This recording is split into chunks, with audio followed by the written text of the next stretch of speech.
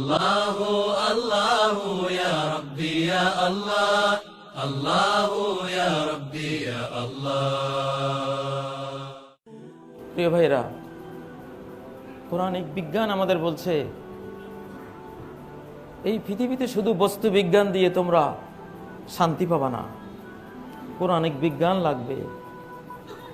বাজারে কত সুন্দর আঙ্গুর আছে, আপেল আছে, হানি আপেল, বড় বড় দানার আনারও আছে, কলা আছে, 12 মাসে আমও আছে, তরমুজও আছে। এগুলো খেলে মানুষের 3 ভাগের 1 ভাগ শান্তি পায়।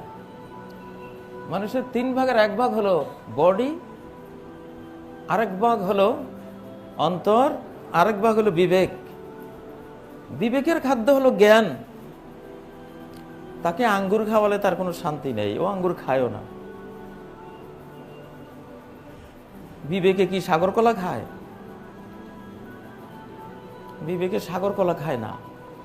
আঙ্গুরের সাগর কলা আর বড় দানার আনার এটা বিবেকের খাদ্য না, তার খাদ্য হলো জ্ঞান, বিজ্ঞান।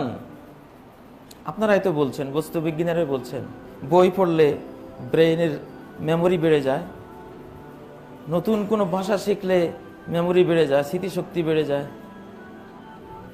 ওয়ার্ড গেম খেললে স্মৃতিশক্তি বেড়ে যায়, সন্ধেবেলায় খেলে স্মৃতিশক্তি বেড়ে যায়, গভীর রাতে খেলে স্মৃতিশক্তি কমে যায়। এগুলি তো কোরআনিক সায়েন্স, নবীর দেওয়া সায়েন্স। আপনারাও স্বীকার করছেন, বস্তু বিজ্ঞানীরাও স্বীকার করছেন। ব্রেইনের খাদ্য হলো জ্ঞান। যত জ্ঞান চর্চা করবেন তত ব্রেইন শার্প, এর নিউরনের কণিকার সংখ্যা বেড়ে যাবে, ব্রেইন সমৃদ্ধ হবে, সতেজ হবে। একটা লোক 6টি ভাষা জানে, আর একটা লোক 2টি ভাষা জানে, দুজনের জ্ঞান ব্রেইন এক সমান না। একটা লোক হোয়াট ইজ দিস এটাও জানে, আবার মা হাযা এটাও জানে, ইচিস্ত ফার্সি ভাষা এটাও জানে, ইয়ে ক্যা হ্যায় উর্দু ভাষা এটাও জানে, এটা কি বাংলা ভাষা এটাও জানে। এই ভাষাগুলি যে ব্রেনে থাকবে, শুধু হোয়াট ইজ দিস আর এটা কি, এই দুটা যে জানে, 2 ব্রেন সমান না, সেল সমান না, নিউরন সমান না।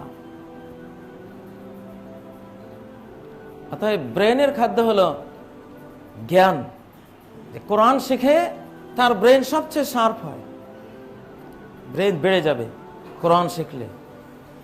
কোরআনে হাফেজদের পক্ষে অনেক কিছুর হাফেজ হওয়া সম্ভব, অনেক কিছু বোঝা সম্ভব। হেন জ্ঞান নেই যেটা কোরআনওয়ালারা বুঝবে না, এবং বুঝবে অতি সহজে, অতি সহজে বুঝবে। ওয়ালাকাদ ইয়াসসারনাল কুরআনা লিযিকর ফাহাল মিন মুদ্দাকির, সূরা আল কমর 17-22 নম্বর আয়াতে, আরো 2বার 4বার একই সূরাতে এই কথাটি আল্লাহ বলেছেন, ওয়ালাকাদ ইয়াসসারনাল কুরআনা লিযিকর। আমি শেখার জন্য, মেমোরাইজেশনের জন্য কোরআনকে সহজ করে দিয়েছি। কোরআনই যার কাছে সহজ, বাকি সব জ্ঞান তার কাছে সহজতম। কোরআন দিয়ে ব্রেন বানাতে হয়। রংপুর খোড়াগাছ ইউনিয়নের পাইকারহাট উচ্চ বিদ্যালয়ের শিক্ষক কোরবান আলী সাহেব, ওটা আমার শ্বশুর এলাকা।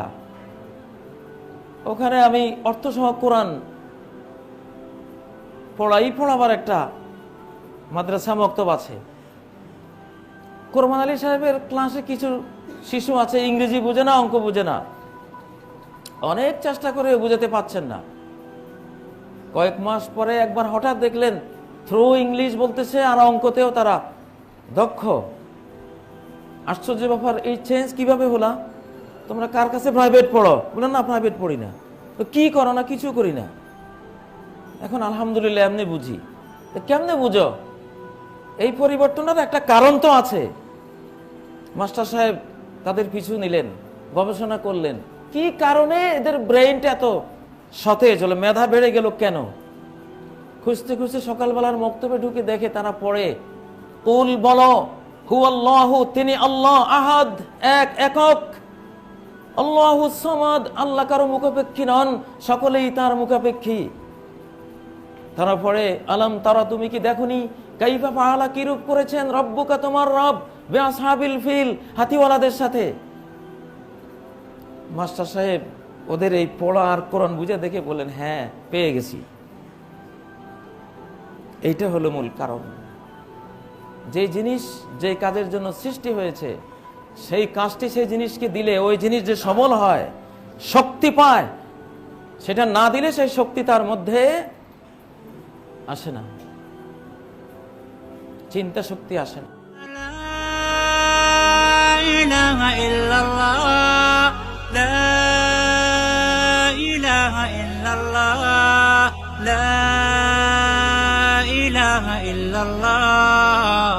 মুহাম্মাদুন রাসূলুল্লাহ, মুহাম্মাদুন রাসূলুল্লাহ।